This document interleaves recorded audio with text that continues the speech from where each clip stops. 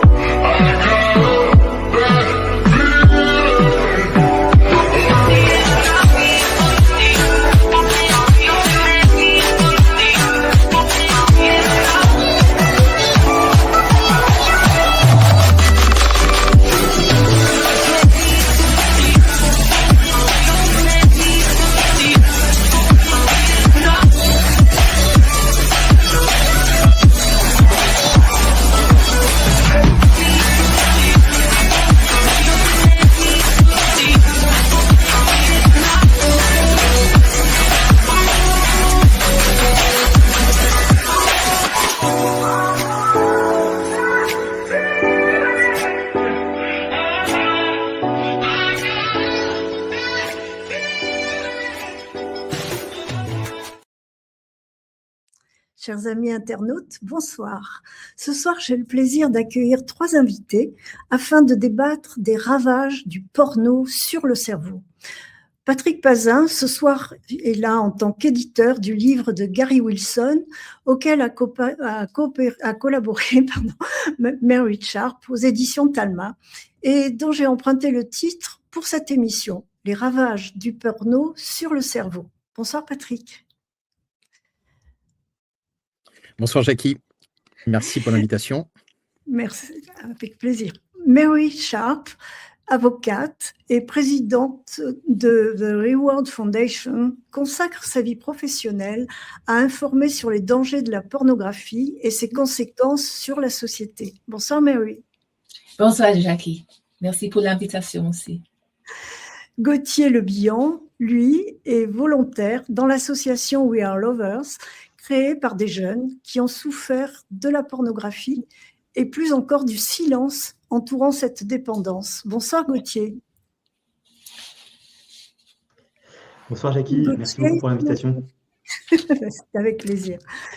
Alors la pornographie semble avoir existé depuis qu'on a des traces de l'humanité et elle s'est transformée avec l'arrivée de chaque média.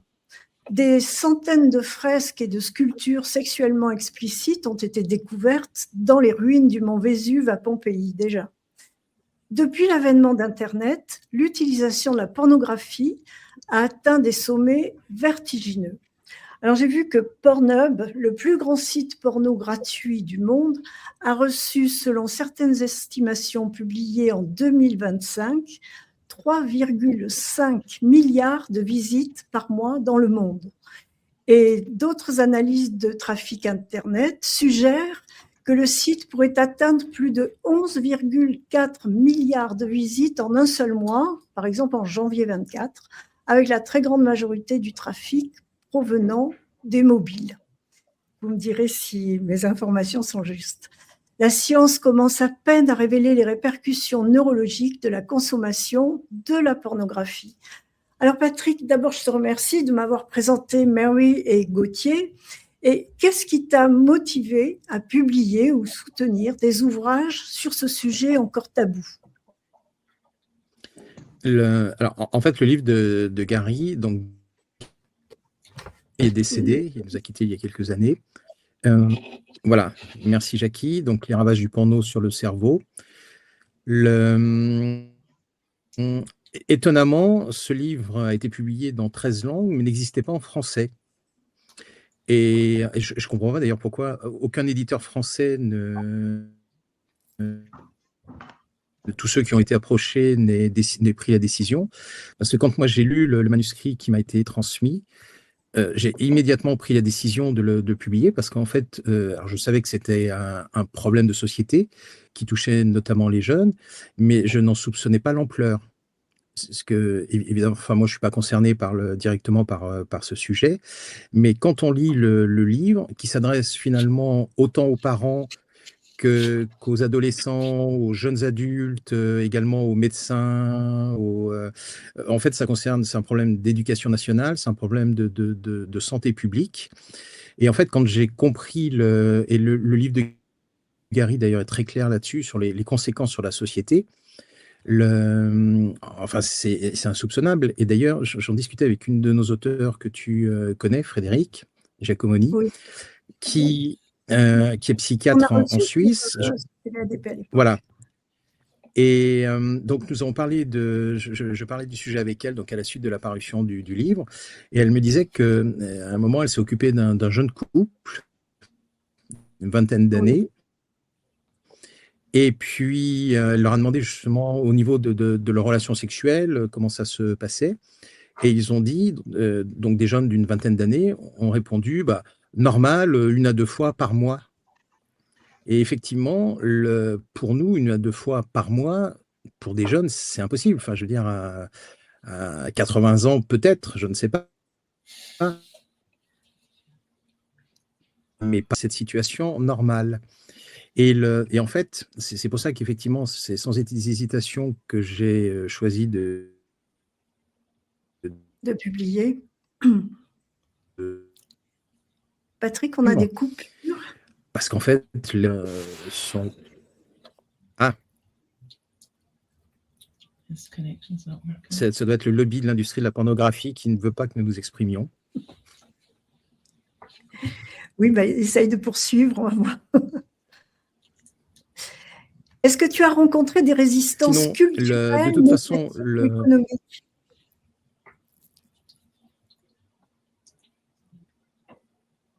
allons voir, puisqu'effectivement, là, nous avons commencé les opérations de communication auprès des médias. Donc, nous allons voir qui répond et qui ne répond pas. Mais c'est vrai que Mary pourra nous en parler. Derrière, il y a une industrie colossale. Enfin, et d'ailleurs, qui est liée également à l'industrie pharmaceutique, parce que, entre autres conséquences, ça donne effectivement des difficultés sur la sexualité. Et qui dit difficulté dit pilule, dit prescription, dit etc. etc. Donc, on retrouve toujours les mêmes coupables, quoi. Enfin, Et d'ailleurs, c'est un des enjeux, et encore une fois, merci de nous inviter, c'est qu'il y a une vraie prise de conscience, et ça, Gauthier nous en parlera très bien également, Oui. sur le fait que il y a une vraie addiction et que ça doit être traité comme une addiction. Et d'ailleurs, il y a des actions qui sont en cours auprès de l'OMS pour faire reconnaître l'usage de la pornographie, qui d'ailleurs commence de plus en plus tôt, hein. Maintenant, maintenant, il y a des enfants, dès qu'ils ont un portable, un téléphone, peuvent se connecter à des sites plus que suggestifs. Et effectivement, Et donc, on le voit, les autorités de santé, pour l'instant, ne font rien, ou insuffisamment. Alors, quel est le rôle de l'éditeur dans cet enjeu de santé publique? Attirer l'attention. Enfin, je sonnais comme avec Mary et puis toutes les associations qui contribuent, sonner l'alarme. Enfin, il y a vraiment urgence. Parce que, et en plus d'ailleurs, ce qui est intéressant dans le livre de Gary, et auquel a contribué Mary, c'est qu'en fait, c'est malgré tout un livre d'espoir. Quand on a identifié le problème, parce que là, je ne veux pas anticiper sur ce que diront Gauthier et Mary, mais quand on a compris que c'est un vrai problème, qu'il faut peut-être se faire accompagner, en fait, c'est tout à fait possible d'en sortir. Et Oui. dans le livre, effectivement, il y a de témoignages de personnes qui sont sorties. Et d'ailleurs, ce qui est très étonnant, c'est que ça touche beaucoup de jeunes, mais également des couples mariés. Oui. Et effectivement, ça modifiait leur relation de couple. Et en fait, quand ils ont décidé alors comme toute addiction, ça ne se fait, on n'en sort pas comme ça en Patrick, ça coupe simplement vraiment beaucoup. d'un claquement de doigts. Je me permettre de te couper la parole parce En que revanche, ça coupe, on a beaucoup de profites-en. coupures, on a du mal à suivre. Et je voulais dire combien je suis heureuse de vous recevoir sur ce sujet, sur cette émission, parce que, comme vous le savez, on a beaucoup travaillé justement avec Patrick sur l'OMS et toutes les émissions qui se consacrent à ce sujet et au sujet de l'éducation de la sexualité à l'école telle qu'elle est programmée, toutes les dérives que l'on trouve aussi bien dans l'enseignement qui en est fait dans les établissements scolaires que dans les pratiques que les enfants ont l'initiative de faire dans la cour d'école dès l'âge de 8 ans. Je suis vraiment très heureuse et c'est très, très, très important que vous puissiez apporter votre témoignage, mais surtout les solutions pour lutter contre ce fléau qu'est la pornographie. Parce que vous écrivez dans le livre que près des 2/3 des enfants ont commencé à 13 ans ou moins par le biais de leur téléphone. Alors, Marie, tu as collaboré au livre de Gary Wilson, qui est un spécialiste de la chimie de l'addiction. Et Gary Wilson enseigna la pathologie, l'anatomie et la physiologie. Est-ce que tu peux nous dire quels sont aujourd'hui les principaux effets documentés du porno sur le cerveau et notamment chez les jeunes? Ton micro, Marie. Ton micro n'est pas branché.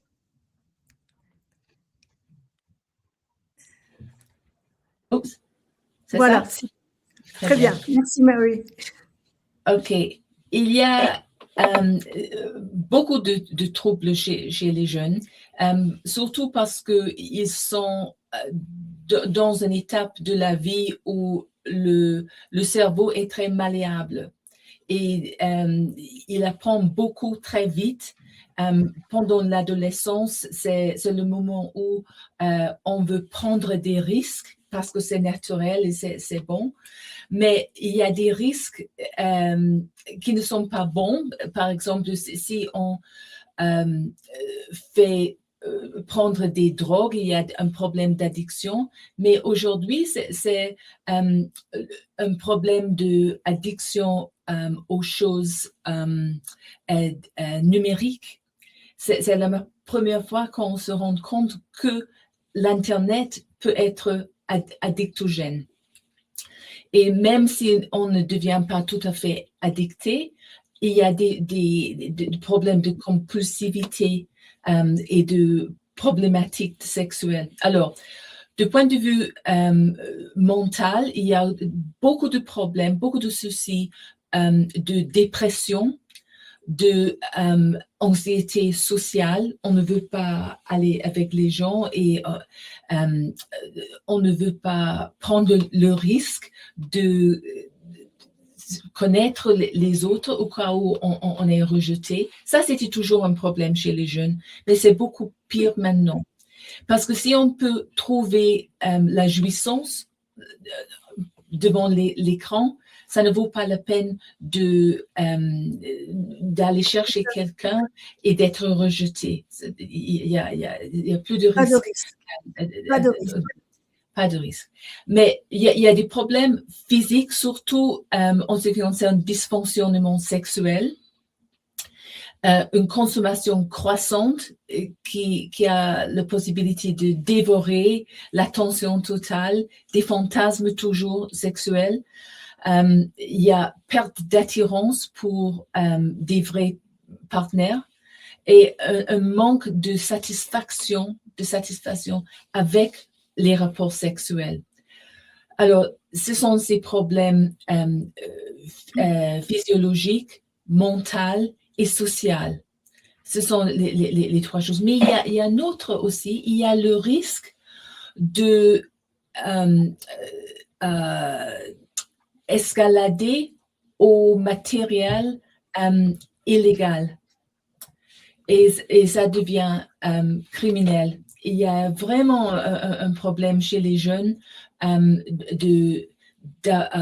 d'apprendre aussi comment se comporter d'une façon violente, parce que c'est tout ce qu'on voit, la pornographie d'aujourd'hui n'est pas comme le Playboy magazine d'autrefois. C'est beaucoup plus violente parce que le cerveau, après peu de temps, s'accoutume à des choses normales et veulent quelque chose plus excitant pour avoir la possibilité de se sentir, une attirance. C'est ça.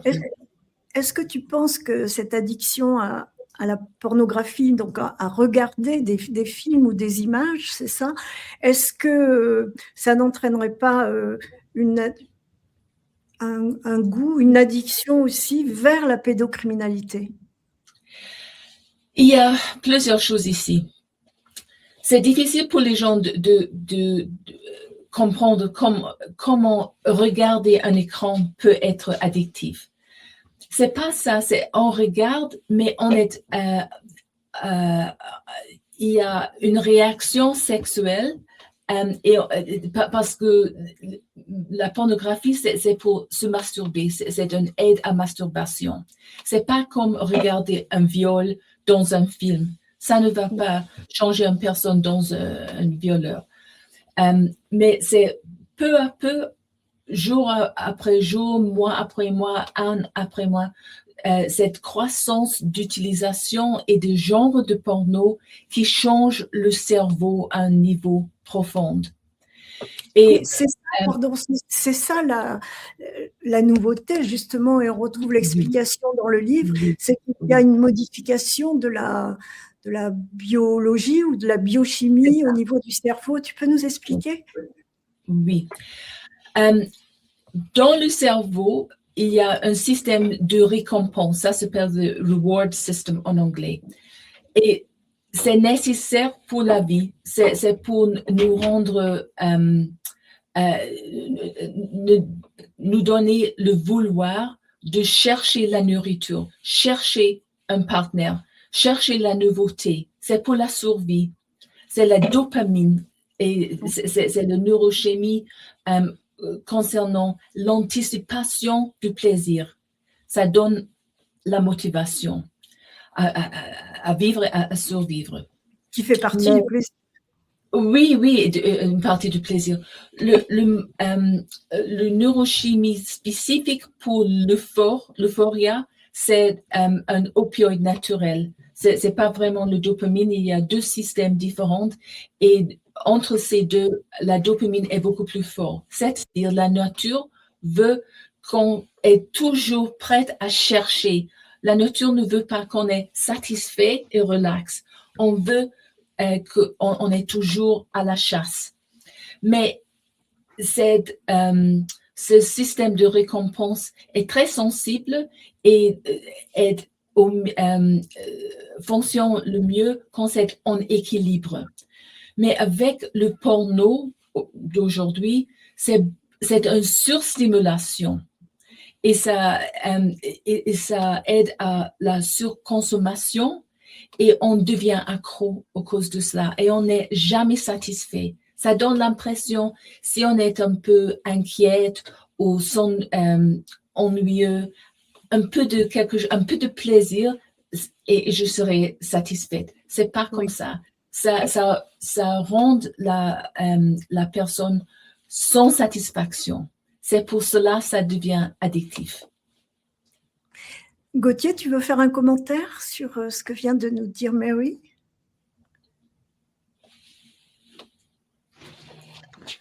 Moi, je suis tout à fait d'accord avec Mary. J'ai pas de. C'est vrai que nous, on en parle tout le temps dans nos présentations. On explique bien qu'en effet, pour présenter rapidement, moi, je fais partie de l'asso du coup We Are Lovers qui intervient dans les collèges et les lycées pour parler des dangers de la pornographie et particulièrement sur les mineurs. Et donc, le but, c'est de leur montrer un peu ce que c'est que la pornographie, comment ça fonctionne les conséquences, mais pas seulement, et particulièrement les moyens de s'en sortir. Parce qu'à la base, cette association, elle a été fondée par 3 amis qui se sont dit, on galère un peu dans la pornographie, faut qu'on en parle à nos petits frères et sœurs. Bah, ils sont déjà entraînés ensemble pour en sortir. Après, ils se sont dit qu'ils allaient aider leurs petits frères et sœurs.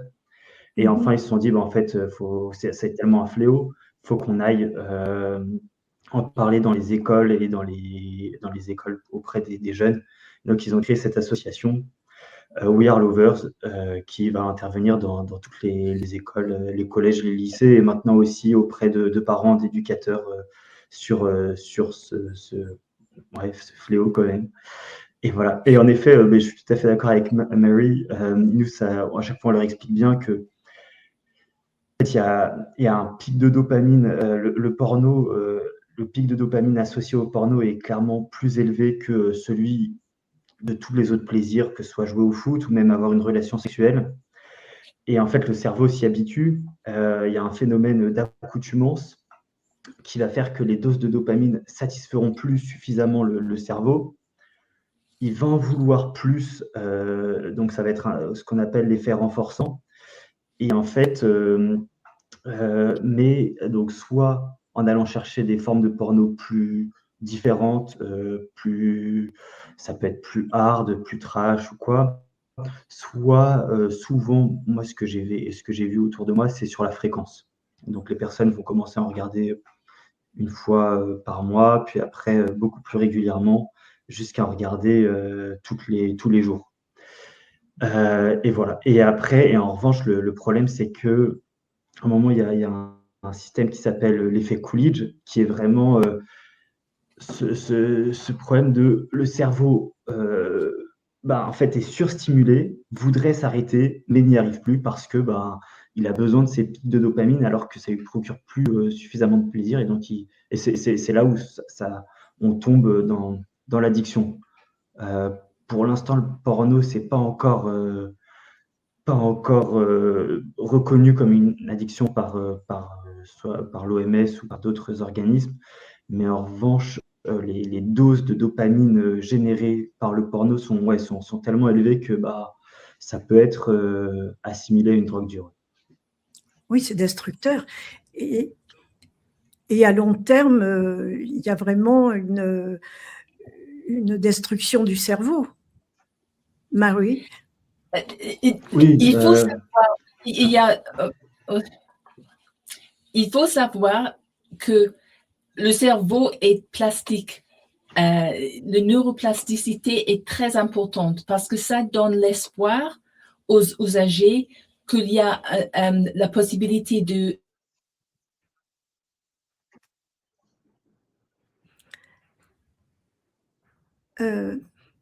Patrick, tu veux prendre le relais puisqu'on n'a plus de son avec Mary? Et ça peut être difficile à s'en sortir, mais c'est très important de savoir il y a toujours espoir de se récupérer. Oui,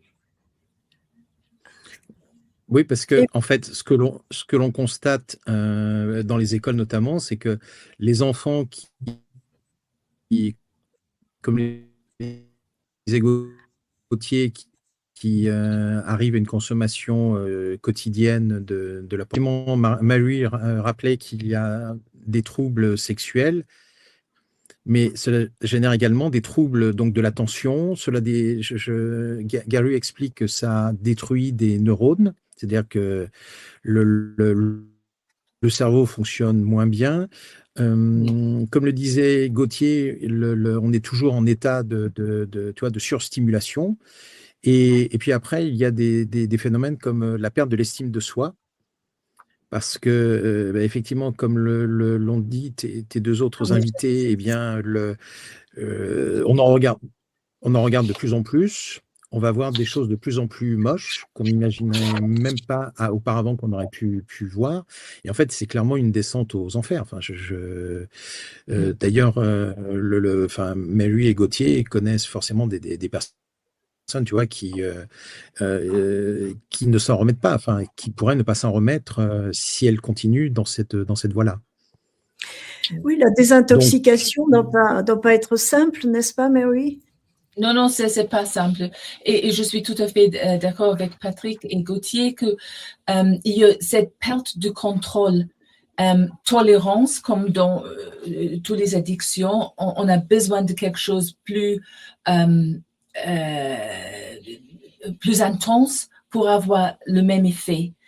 Avec cela, il y a cette escalade des contenus, difficultés de concentration, troubles de l'humeur et baisse de la motivation. Et ça, c'est affreux pour les jeunes dans les écoles, les lycées, où ils ne veulent rien que de porno. Toutes les autres choses, comme Gauthier a dit, c'est ennuyeux, c'est boring.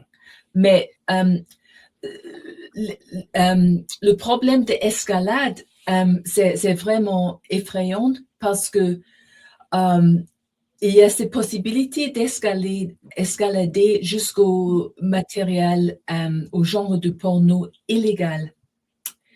Et dès qu'on commence à regarder le porno des enfants, c'est vraiment criminel et les institutions veulent frapper à la porte. Et je viens de faire du travail sur les hommes qui sont autistiques, qui semblent être Voilà, même... J'allais te poser la question. Oh, oui, ils sont vraiment plus vulnérables, ils semblent, à cause de leur condition d'autistique,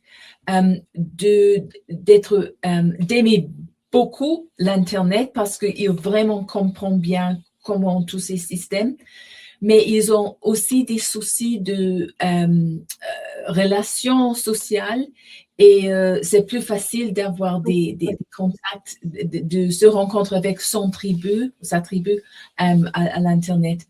Mais dès qu'on est contacté par la police, il y a un taux de suicide énorme chez ces hommes.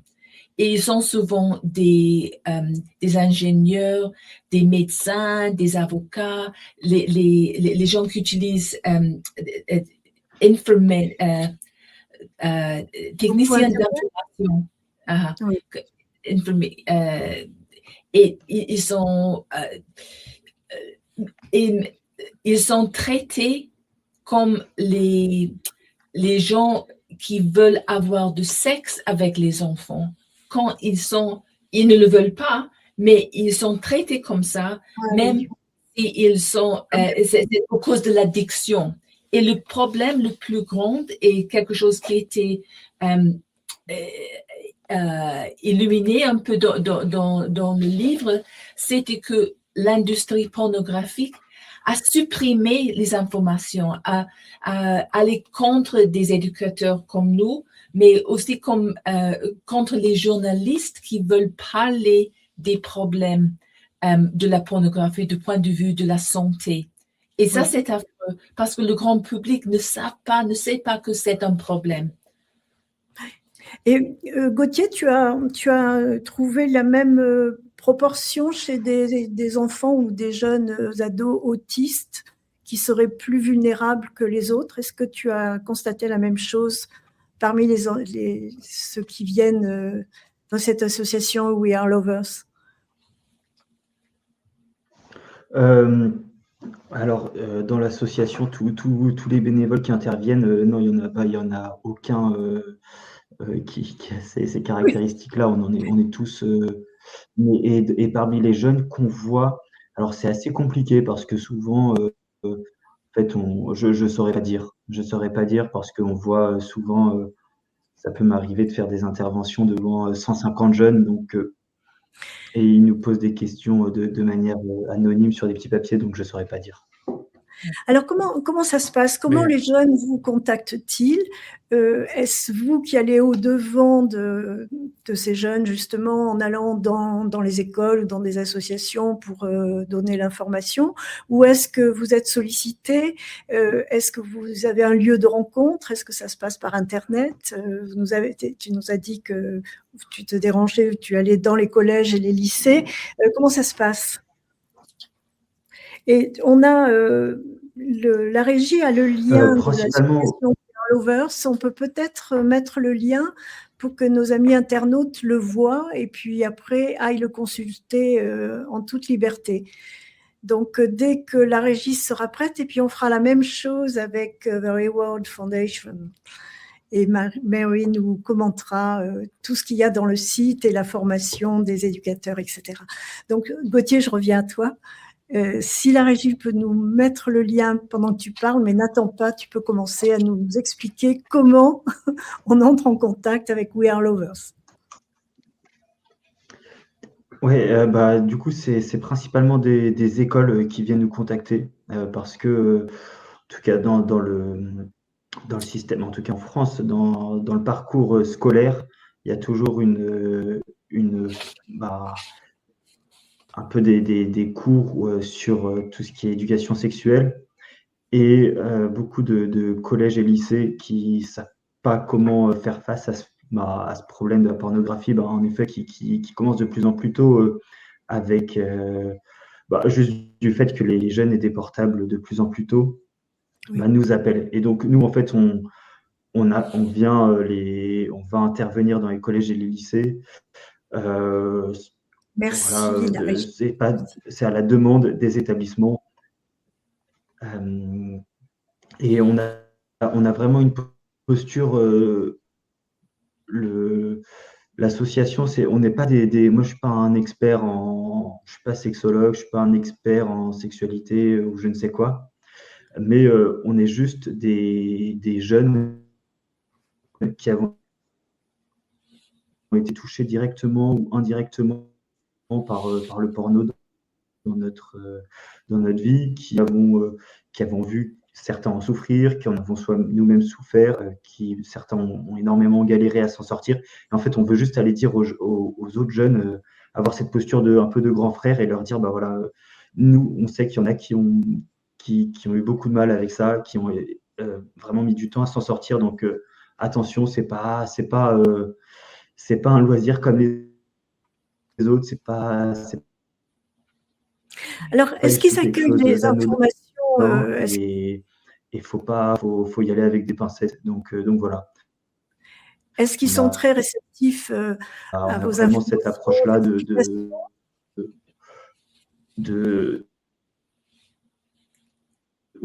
pas du Il y a un décalage. tout de prof à élève, mais vraiment le but, c'est de témoigner et de leur dire, attention, ça rigole pas, on rigole pas avec ça. Et après, oui, ouais, en vrai, à chaque fois, ils sont énormément réceptifs. Moi, on reçoit un nombre de... Ah.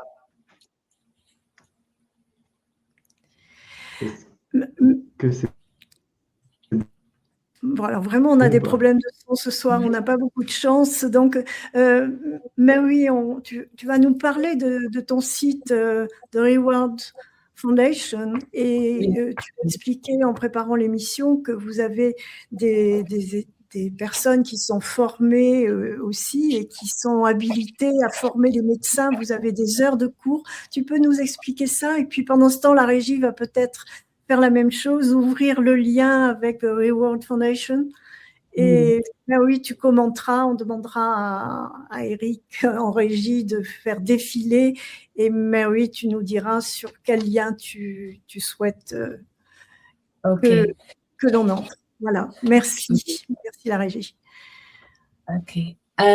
Alors, nous avons fondé cette organisation caritative en 2014, après la réussite le TED Talk de Gary, The Great Porn Experiment sur la plateforme TEDx à Glasgow.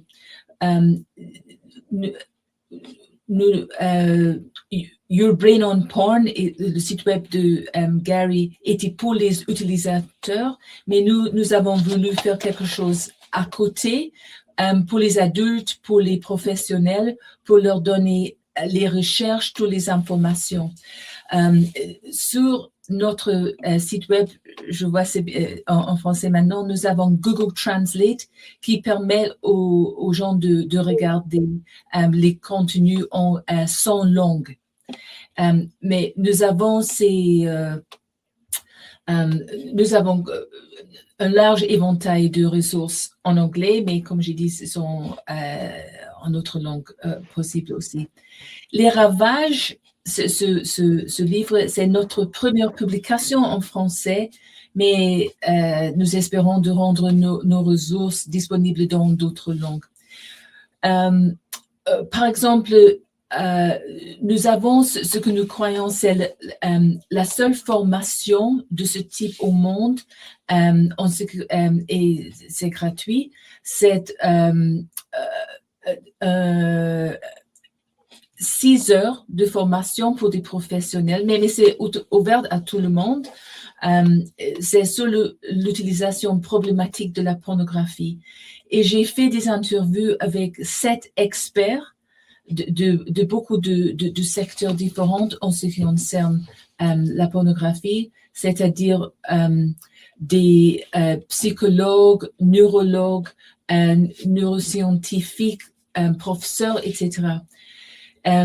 Et le contenu a été vérifié et approuvé par 5 cliniciens chevronnés du Royal College of General Practitioners à Londres. Nous avons donné cet atelier de toute la journée pendant 5 ans, et puis après Covid, on a développé le cours en ligne. Nous avons aussi 7 plans de cours destinés aux enseignants du secondaire sur la pornographie et le sexting. Nous avons également un guide gratuit à l'attention des parents qui comprend un large éventail de ressources aussi gratuits. Et depuis 2016, nous avons conseillé plusieurs gouvernements à travers le monde sur la manière d'élaborer une législation visant à réduire la consommation de pornographie, surtout par les jeunes. En 2020, nous avons organisé la première conférence en ligne au monde sur la vérification de l'âge pour la pornographie, à laquelle ont participé 160 délégués de 29 pays.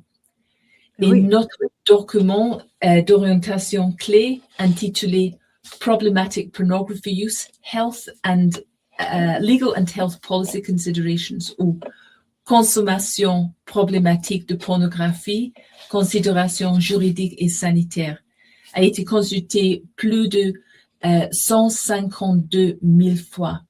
Nous sommes très contents de ça. Oui, oui. Nous aidons aussi les journalistes à comprendre les enjeux plus larges liés à la pornographie, tels que la désinformation délibérée de l'industrie pornographique visant à influencer l'opinion publique. Il s'agit essentiellement d'un discours mensonger sur les effets de la pornographie sur les utilisateurs. C'est le même genre de stratégie que celle utilisée pendant des années par les géants de tabac lorsque des recherches ont commencé à établir un lien entre le tabagisme et le cancer du poumon. Mais nous sommes attaqués presque chaque jour pour essayer de nous décourager de continuer avec l'éducation. Oui, c'est difficile. Quelles sont les actions que vous menez dans l'immédiat pour vous faire connaître? Nous sommes toujours prêtes à parler avec des journalistes, des gens comme vous, toi, Jackie, d'expliquer ce que c'est le recherche, parce que nous sommes basés totalement sur le recherche, mais aussi sur l'expérience de gens comme Gauthier. Je suis très contente d'être en contact avec We Are Lovers, parce que pour nous, c'est vraiment important que les jeunes entendent l'expérience des autres jeunes, pas des vieilles comme moi et mon mari, etc. Nous avons beaucoup d'informations, mais c'est beaucoup plus pertinent pour les jeunes d'entendre les autres jeunes. Comment s'en sortir nous sommes plutôt pour les politiques, pour les enseignants, pour les gens qui doivent savoir le recherche et le bon recherche, pas les recherches fausses promues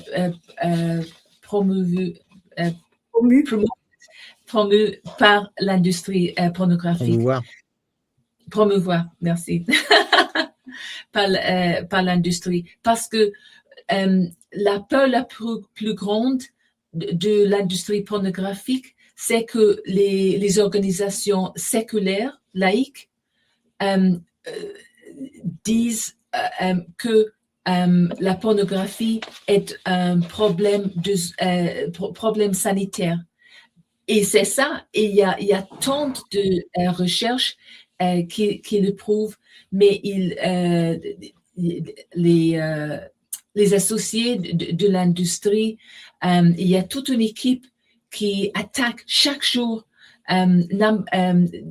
comme nous sommes mentionnés, quand notre travail est mentionné, nous et beaucoup d'autres, pour influencer la connaissance des parents, des politiques, des jeunes, des consommateurs.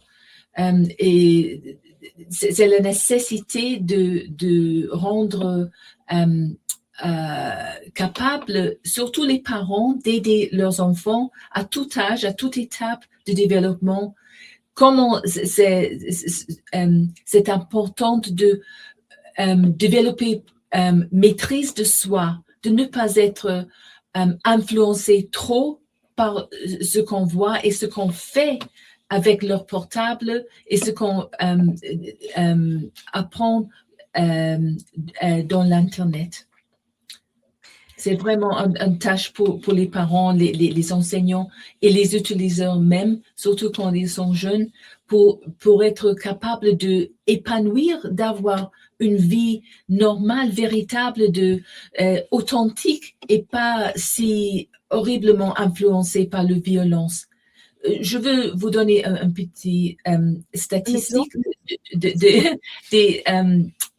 la Grande-Bretagne, de l'Écosse en effet, où à l'époque, j'étais avocat à la cour dans le droit pénal. C'est maintenant 60% des cas de viol ont un aspect de strangulation et étranglement sexuel. 60%. Et c'était jamais comme ça avant. Quand j'étais jeune avocat, on l'a vu presque jamais. Maintenant, 60%. C'est parce que les utilisateurs de porno croient qu'ils sont influencés par les histoires et la propagande de l'industrie, que c'est bénéfique, que c'est bon, on aura une vie sexuelle beaucoup plus formidable si on fait l'étranglement, parce qu'il y a une high sexuelle plus importante avec cela. Mais sans savoir et sans les informer des risques, le risque de c'est AVC, c'est accident vasculaire cérébral. Oui, c'est ça. Maintenant, oui, AVC. L'étranglement sexuel, c'est la cause la deuxième plus importante chez les femmes de moins de 42 ans. C'est l'étranglement sexuel pour le AVC. Mais à un moment donné, il y avait les sacs aussi, l'étouffement, pour donner davantage de plaisir. Est-ce qu'il y a des enfants aussi qui s'entraînaient dans les cours d'école à s'asphyxier comme ça pour connaître du plaisir? Bon, là, on n'est pas dans la pornographie, mais ça existe toujours, Loïc? Gauthier, pardon, ça existe toujours, ce genre de pratique chez les enfants? Non, ça, moi, j'en ai jamais trop entendu parler. En revanche, en revanche, on a quand même toujours des questions. On sent que la pornographie, malheureusement, va dicter comment est-ce qu'ils vont avoir leur première relation sexuelle souvent. Et, c'est extrêmement malheureux parce que déjà, ce qui est présenté dans la pornographie, c'est pas la réalité, c'est des acteurs qui prennent des médicaments, qui simulent. Il y a des heures de tournage pour une scène, donc bon, il y a toujours des anxiétés de performance qui se créent. Mais en plus, les premières relations sexuelles peuvent être, et particulièrement pour les filles, dévastatrices parce qu'elles pensent qu'il faudrait aimer certaines pratiques sexuelles qu'elles ont vues dans le porno. Et en fait, c'est pas le cas. Et donc, ça peut vraiment les bloquer pour les relations sexuelles Futur. pendant plusieurs années. Ouais. Est-ce que ces relations sexuelles très jeunes, et les premières en particulier, est-ce qu'elles sont consenties?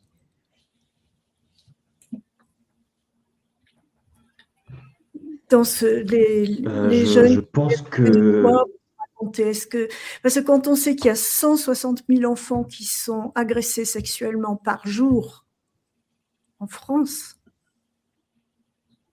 ceux qui viennent voir, est-ce que leurs relations sont consenties? alors,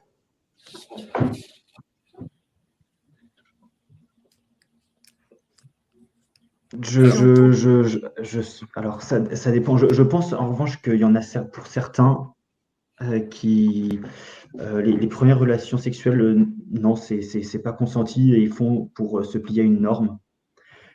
En revanche, je pense que c'est pas tout le temps le cas. Là, je saurais, j'ai pas d'études statistiques là-dessus, mais c'est vrai que parfois, à travers les questions, on peut avoir l'impression qu'il y a eu des premières relations sexuelles qui ont été pas consenties, ou en tout cas, il y a eu beaucoup de pression autour.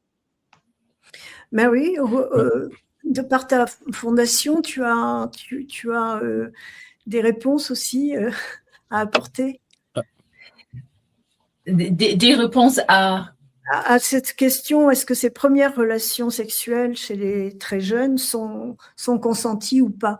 Ou est-ce qu'elles ont lieu sous le fait de la violence, qu'elle soit morale ou physique? L'idée du consentement, c'est très nuancé et très complexe. Parce que si tu penses à une jeune femme de 13 ans, 14 ans, quand elle s'intéresse beaucoup à un autre jeune homme, un jeune homme dans sa classe ou ça, quand il propose de faire quelque chose agressif parce que c'est ce qu'elle a vu sur le porno, c'est tellement difficile de dire non. Et quelque chose d'important, à mon avis, c'est dans les classes, c'est de former surtout les jeunes femmes, mais pas tout simplement les jeunes femmes, de comment dire non à ces choses. Mais quand on s'intéresse à quelqu'un et on veut être le préféré entre tous les autres jeunes femmes, c'est tellement difficile de dire non. C'est-à-dire, il dit oui, et est-ce que c'est le consentement véritable ou pas? Et aussi, le porno maintenant, ça forme les jeunes femmes de vouloir ou d'être prêtes à être violées et d'être agressées. Il y a tant d'aspects à considérer en ce qui concerne le consentement. Et surtout, c'est un aspect de droit pénal vraiment exact, mais c'est tellement difficile à l'exprimer. Surtout maintenant, il y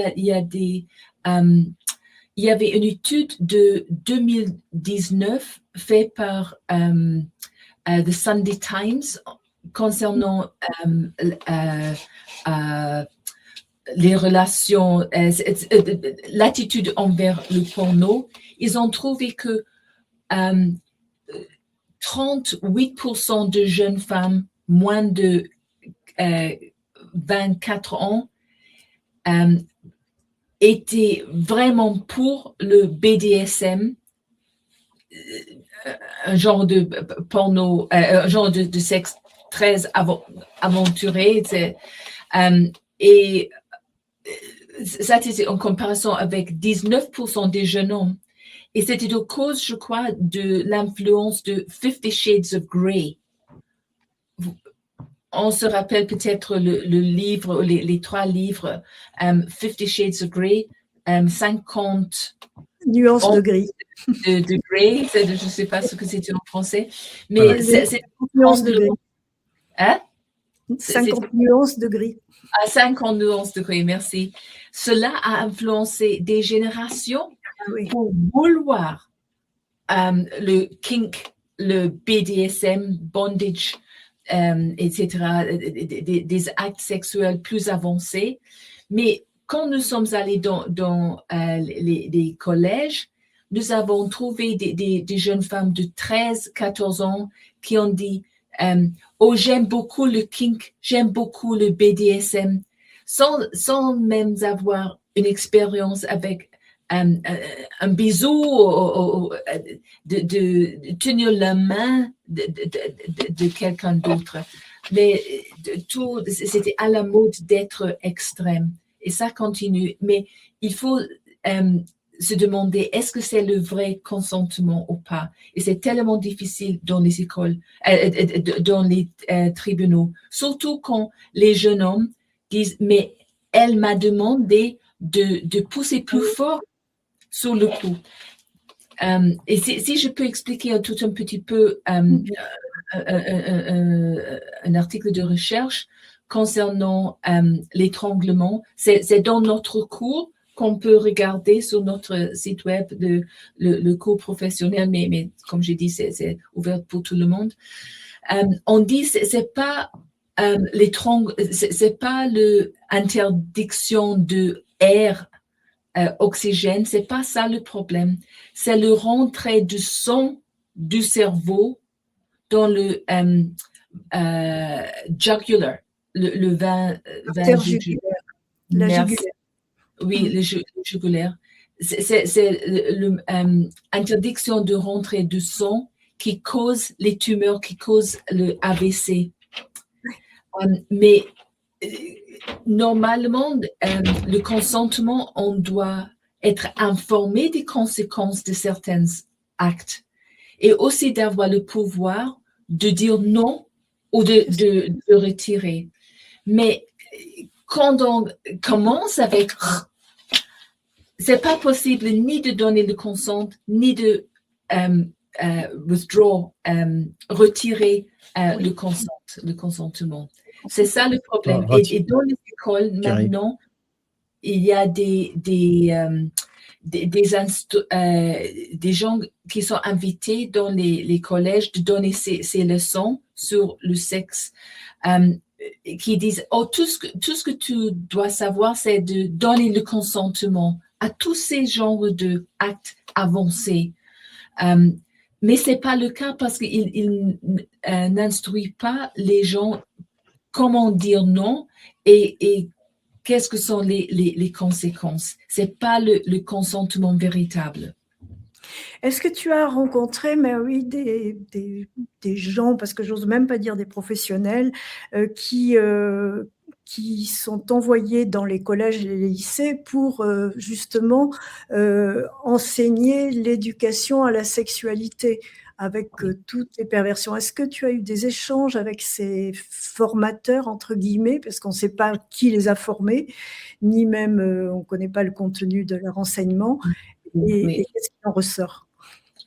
Oui, et il y a vraiment des scandales en Grande-Bretagne en ce qui concerne ce genre d'organisation. Dès que le gouvernement britannique a décidé que c'était obligatoire d'avoir ce genre de leçons dans les lycées, les collèges, tout un groupe de gens, surtout avec un agenda politique, de promouvoir une sexualité très large. Et quelquefois, quand j'ai donné des conférences à des congrès, j'ai entendu et je me suis rencontrée avec certaines de ces enseignants, disons, qui ne voulaient pas entendre les risques sanitaires de l'étranglement, etc. Ils ne voulaient pas l'entendre. Ils voulaient m'accuser d'être pudique ou extrême. Je dis, c'est fondamental du point de vue juridique et sanitaire. Mais en Grande-Bretagne, surtout, il y avait une influence énorme de certains groupes avec un agenda politique de promouvoir ce genre de sexualité très avancée, disons. Gauthier, tu fais les mêmes observations, même question pour toi. Est-ce que tu as rencontré ces enseignants d'éducation à la sexualité dans les collèges? Non, moi de mon côté, j'en ai pas rencontré. Les élèves n'en ont pas parlé non plus. On est à chaque fois appelés par les collèges. Non plus.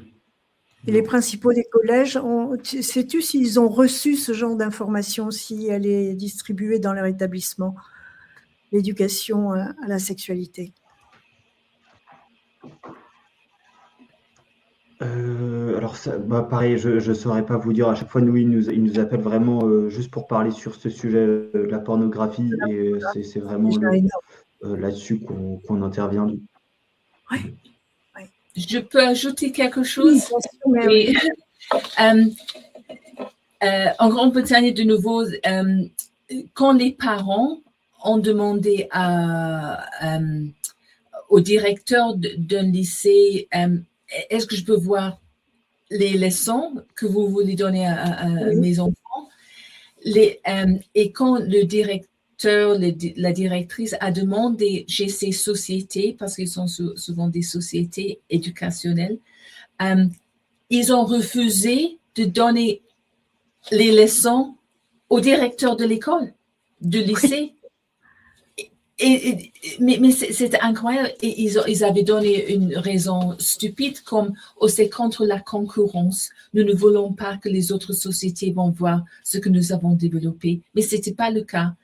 Mais les parents ne peuvent pas même voir les leçons que ces gens allaient donner à leurs enfants. C'est pareil en France.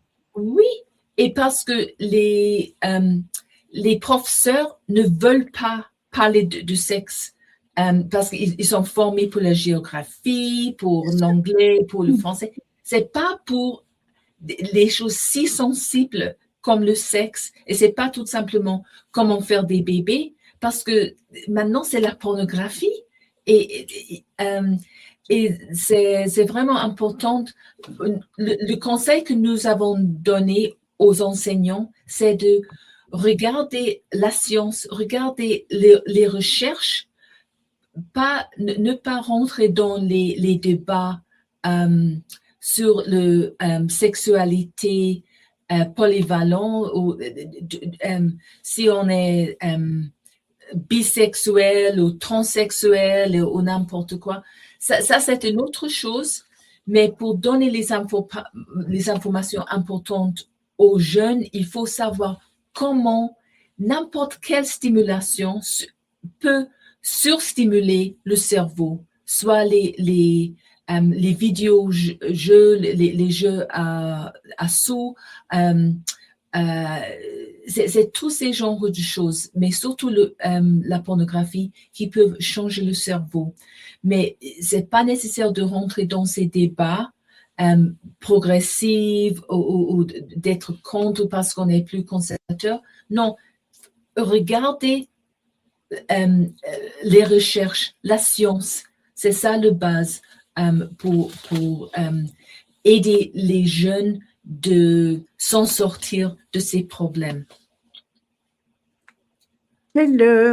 C'est un sujet qui reste toujours difficile à aborder publiquement.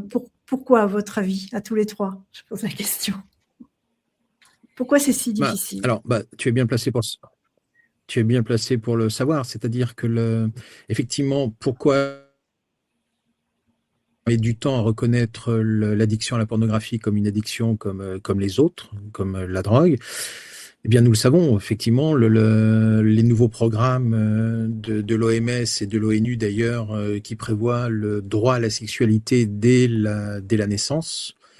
Et en fait, dans le livre que nous avons publié et coécrit avec Jackie sur l'OMS, il y a un chapitre effectivement sur ce que fait l'OMS en matière de sexualité. Et en fait, ce qui est incroyable, c'est qu'il est marqué dans les textes et que l'on retrouve également à l'UNICEF qu'il faut donner des compétences pratiques en matière de sexualité aux enfants dès l'école. Donc, je le redis pour les spectateurs qui nous regardent, l'OMS veille à ce que les enfants, dès l'école, acquièrent des compétences pratiques en matière de sexualité. Donc, en fait, pour eux, la pornographie en ligne n'est pas du tout un problème, bien au contraire. Et d'ailleurs, pour les professeurs, je pense que c'est une situation délicate parce qu'ils sont tiraillés d'un côté entre justement maintenant ce droit à la sexualité dès l'âge de 5 ans et d'un autre côté, ils sont bien placés pour voir les ravages que cela produit sur les enfants. C'est-à-dire qu'effectivement, maintenant, plutôt que de jouer au foot dans les cours d'école, on va faire des exercices pratiques entre consentants, non consentants, et en plus, il y a la force du groupe. Enfin, on sait ce qui peut se passer dans les cours d'école. Donc, comme le disaient Gauthier et Mary, donc on voit la violence sexuelle augmenter dès le primaire. Hein. C'est dès le primaire. Hein. Alors, apparemment, ça ne touche pas encore la maternelle, mais jusqu'à quand? Et oui, Jackie.